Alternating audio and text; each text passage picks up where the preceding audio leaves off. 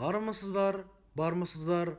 Біздің қымбатты тыңдармандарымыз, арнамызға қош келдіңіздер. Арнамызға салған әңгімелерімізге лайк басып, тіркеліп, қолдап жүрген сіздерге Аллам разы болсын. Әңгімелерімізге лайк басып жүрген алтын саусақтарыңыз талмасын, шаршамасын, отбасыларыңызға тек мереке, береке болсын. Ал ендеше қымбатты тыңдармандар, мен әңгімемді бастайын. Мен әңгімелейтін әңгіме 1998 жылы орын алған оқиға болатын. Дәуіржан деген жігіт көшенің баласы бір прокурор кісіменен танысып, араласып жүріп, әлгі прокурор кісіден $10,000 қарыз сұрайды. Прокурор $10,000 ақшасы бола тұра бұған бермейді. Бұл ендігі жерде амалын тауып, прокурорды сазға отырғызғысы келеді. Міне осы жөнінде болған оқиғаны басынан аяғына дейін қалай болғанын баяндап береміз. 1994 жылы Пернехан деген кісі прокурор болып жұмысқа тұрады. Ол уақытта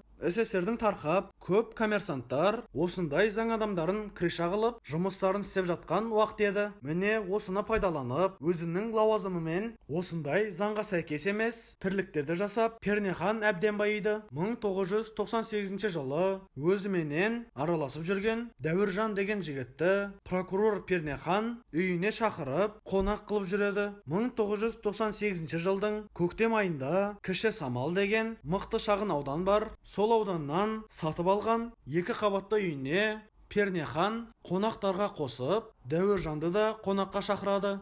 Дәуіржан тумасынан тілге өте шебер, физикалық тұрғыда өте күшті, палуан жігіт еді. Көппен бірге қонаққа келіп, Пернеханның қақпасынан ауласына кіргенде, ауланың сонша үлкендігі 2 үй сиятындай үлкен екен. 2 қабатты үй, жан-жағының бәріне газон егілген, шырша ағаштар егілген, адам жүретін жолдың бәрі цементтеліп, бетондалған. Үйге кіріп, қонақтарменен бірге үстел басына жайғасады. Ішімдік ішіп алған көп адамдар мастың әңгімесін айтып, ырду-дырду басталғанда, Дәуіржан сыртқа шығады. Бетондалған аяқ жолменен забордың қасына келсе, кішігірім времянкімен бірдей далада әжетхана тұр екен. Есігін ашып қараса, әлгі әжетхананың ішінде бір бөлмелі үй сияқты, бір шетінде душевой кабинасы, бір шетінде бір кісінің бойынан келетіндей үлкен айна тұр екен. Екінші есігін ашып қараса, сыртқа шығатын әжетхана екен. Әжетхананың ішінде де қол жуатын раковина, кішкене айна қойылыпты.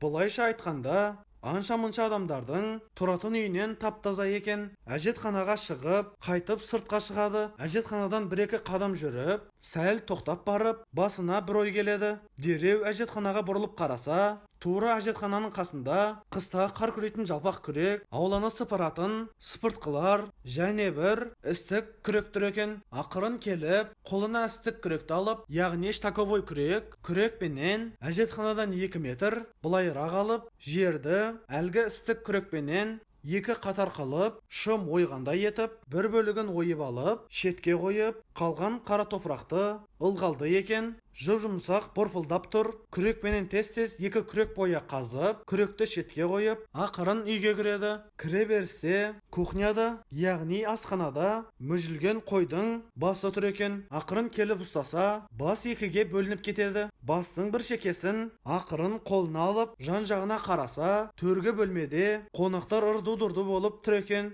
Ақырын басты шығарып, яғни қолындағы бір шекені әлгі қазылған жерге тастап, үстінен жұмсақ топырақтарды тез-тез жауып, шымды орнына қойып, қараса, колонкіде шлангысымен су ағып тұр екен. Шлангының басын бұрып, өтірік қолын жуған адам ұқсап, ойылған шымның үстіне біраз су шашып тастайды. Сосын колонканың суын тоқтатып, үйге кіреді.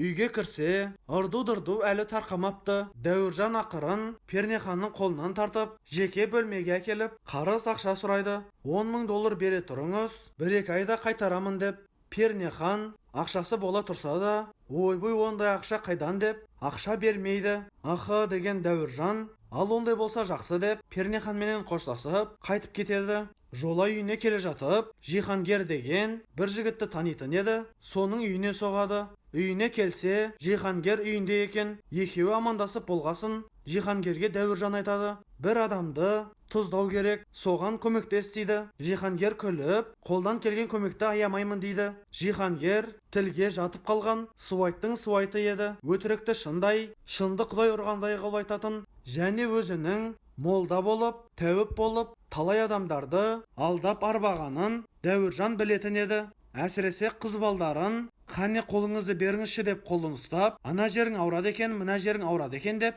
талай қыздардың басын ауыртқанын біледі. Енді Дәуіржан айтады: "Мәселе мынандай" деп, "Бір прокурор бар, соны мұзға отырғызу керек. Мен онымен араласамын. Дәл бүгін қазір" дейді. Сол жерден шықтым. Сырттағы әжетханасының қасына қойдың басының бір шекесін көміп кеттім. Соны сылтауратып, "Сен прокурорды тұзаққа түсіресің. Мен прокурорменен араласып тұрамын. Бір осал жерін ұстап, сені ертіп барғанда мықты тәуіп балгер деймін. Сол үйді тазалайтын болып, әбден тіл көзге ұшырағансың" деп басын ауыртасың. Сосын тура әжетханаға жақын келіп, жобасы 2 метрдей сол жерді қазырсаң, адамның тізесінен келетіндей жерде қойдың бас сүйегінің бір шекесі шығады.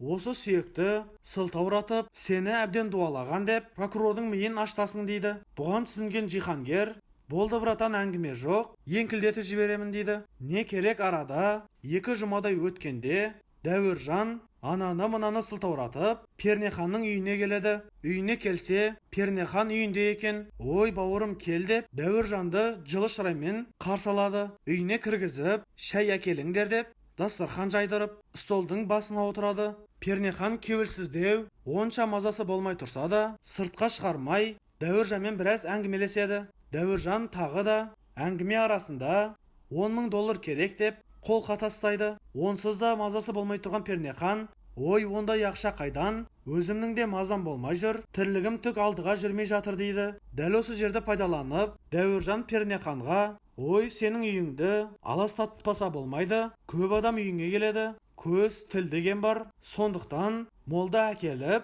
бір мезгіл үйді тазалатып тұру керек. Молда келіп дұға жасаса, тірлігін қайтадан алдыға басады" дейді. Сыныққа сылтау таппай отырған Пернехан: "Ой, ондай мықты молда қайда" дейді. Дәуіржан дәл осы тұста Пернеханның сөзіне шап беріп: "Ой, бір мықты молда бар. 7 атасынан сондай балгер, тәуіп, осындай үйлерді тазартып тұрады. Соны ертіп келейін" дейді. Пернехан: "Ертсің ертіп келе ғой. Ертең үйде боламын. Түс қайта ертіп кел" дейді. Дәуіржан қолын ысқылап, "Қақпанға түстің ба" деп іштей күбірлейді. Ертесіне түс ауа Дәуіржан Жихангерді ертіп, кіші самалға Пернеханның 2 қабатты үйіне ертіп келеді. Жихангер үстіне ұзын шапан киген, басына сәлде орап алған, аяғында мәсі, өрме қамшы, мәсінің қонышына салып алған. Тура Пернеханның қақпасының алдына келеді. Қақпаның қақпасын қаққанда, іштен "Бұл кім?" деген дауыс шығады. Бұл Пернеханның дауысы еді. Дәуіржан: "Пернеке, бұл біз, есікті ашыңыз" дейді. Жарайды деп есікті ашқан Пернехан Дәуіржанның қасындағы молдаға көзді түседі. "Кіріңіздер" деп үйге кіргізіп, ас бөлмеге отырғызып, алдарына шай қояды. Дәл осы кезде Жихангер дәрет алып алайын дейді. Пернехан сырттағы әжетханада дәрет алатын құманның барын айтады. Дәуіржан лып етіп "Мен көрсетейін" деп Жихангерді ертіп әжетханаға келеді. Әжетханаға келгеннен соң баяғы сүйек көмілген жерді аяғымен басып көрсетіп, "Дәл осы жерде" деп басын шұлғап көрсетеді. "Түсіндім" деген Жихангер көзінің қиығыменен жерді бір шолып өтеді. Әлден уақыттан соң дәретін алған болып, Жихангер үйге кіреді. Үйге кіре салысыменен кәдімгі кекірген адамдар ұқсап "Үп" деп дыбыс шығарады.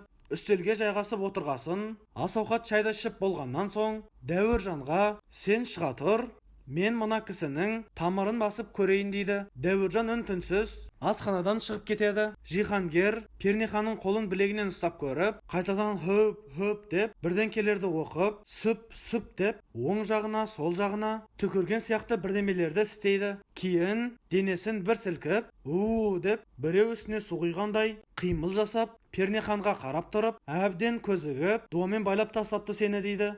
"Үйді тазарту керек, сенің бойыңдағы дуаның бәрін шығару керек, бір жеке бөлме керек, соған кіріп, мен сені оқимын" дейді. Пернехан орнынан тұрып, жүріңіз деп, бір бос бөлмеге алып келеді. Өзі малдас құрып отырған Жихангер Пернеханды тура алдына тізерлеп отырғызып қойып, мәсісінің қонышынан қамшыны шығарып, бірдемелерді оқып, сөп деп, арқасынан жауырынан қамшымен ұрып қояды. Осылай әбден оқып, Пернеханның басына, яғни миына әбден кіріп алады. Жихангердің ырқына әбден кірген Пернехан Жихангер не істе десе, соны істеп отырады. Бір уақытта Жихангер ручка тетрадь алып келіңдер дейді. Пернехан дауыстап, әйеліне Кенжекөл деп қаттырақ даусын шығарып, бір тетрадьпенен ручка алдырады. Бұның даусын естіген Кенжекөл тетрадьпенен ручка алып келеді. Тура тетрадьтың ортасын ашып, бір парақты жұлып алған Жихангер бірдемелерді жазып, айбақ-сайбақ адам түсінбейді. Осы қағазды шетінен жыртып, нанға қосып жейсің дейді. Ішіңдегі дуаның бәрін, осы қағазда оқылған дұға бәрін айдап шығады дейді. Жихангердің сөзіне құдайдай сенген Пернехан жарайды болды деп басын изейді. Сосын деп Пернеханды орнынан тұрғызып алып, әжетхананың қасына келіп, дәл осы жерді қаз деп бұрынғы сүйек көмген жерді көрсетеді. Пернехан әлгі жерді қазып жібергенде көмілген сүйек шығады. Бәрін жасап болғаннан соң тағы да өтірік сүп деп Пернеханның маңдайын екі қолменен сипап, Жихангер жеңілдеп қалдың ба дейді. Жихангердің әбден сөзіне құдайдай сенген Пернехан жеңілдеп қалдым дейді. Міне осы парақтағы жазуды 2 күнде жеп қой дейді. Бәрі жеңіл болып, ісің өрге домалайды дейді. Енді үйіңді тазалаймыз деп, әр бөлмеге кіріп, бөлменің бұрыштарын сүп деп, қамшымен ақырын ұрып, бар бөлмені тазалаған болып шығады. Енді қайтып келіп, асханаға стол басына жайғасқанда, Пернехан Жихангерден не берейін деп сұрайды. Жихангер, о, Дәуіржан айтады. Дәуіржаннан сұра дейді. Пернехан келіп, не береміз деп Дәуіржаннан сұрайды. Дәуіржан да тілге әбден жатып қалған адам еді. Сен прокурор болып, қанша уақыт отыратыныңды бір Алла біледі. Сол үшін саған бұл керек адам, сен көзіксең болды, келіп түкіріп жолыңды ашып тұрады. Өкпелеп қалуы мүмкін, $15,000 бересің дейді. Бұл көп емес па деп сұраған Пернеханға, ей қызықсың ба, сен прокурор болып жұмыс істеп тұрсаң, мұндай 15,000-ді бір айда табасың ғой, бұның несіне қиналасың дейді. Әбден сөзге арбалған Пернехан, жарайды деп, өзінің тығып ұстап жүретін жасырын жері болса керек, $15,000-ды қағазға орап алып келеді. Оның $15,000 әкелгеніне кәміл сенген Дәуіржан санамай-ақ қол сөмкесіне салып алады. Ас ауқат ішіп болғаннан соң Жихангер бірден келерді оқып, осы үйде тек береке құт болсын деп, аумен деп бетін сипап, үстелден тұрады. Пернехан қос қолдап, Жихангердің қолын алып, рахметін жаудырып, сыртқы қақпаның алдына дейін шығарып салады. Қақпадан шыққан екеуі, онсыз да зорға шыдап отырған шексілелері қатып күледі. Көлікке отырған соң, без лаха, жит плаха деп, осыны айтады деп, жөндеріне тартып қалады. Міне қымбатты тыңдармандар, прокурорды мұзбен құйрығына отырғызды. Берсең қолыңнан, бермесең жолыңнан деген осы да. Ал қымбатты тыңдармандар, әңгімелеріміз қандай да бір әсер қалдырып жатса, лайк басып, тіркеліп, қолдап қойсаңыздар болады. Арнамызға тіркелмеген тыңдармандарымыз болса, арнамызға тіркеліп, бізге көмек қолын ұсыныңыздар. Сіздердің қолдауларыңыз бізге ауадай қажет. Көп жылса көл, тамшыдан теңіз құралады деуші қазақ атам. Сіздердің әрбір басқан лайктарыңыз, әрбір арнамызға тіркелгендеріңіз бізге үлкен күш қуат береді. Ал ендеше қымбатты тыңдармандар, келесі әңгімемізді жолдағанша сау, саламатта болыңыздар. Еліміз аман, жұртымыз тыныш болсын. Қазақстанымыз қанатын кеңге жайып қарыштай берсін. Сіздерменен әңгіме дүкен құрған Әлидің әңгімелері YouTube арнасы, ал мәтінді оқыған Әли Азат Байұлы.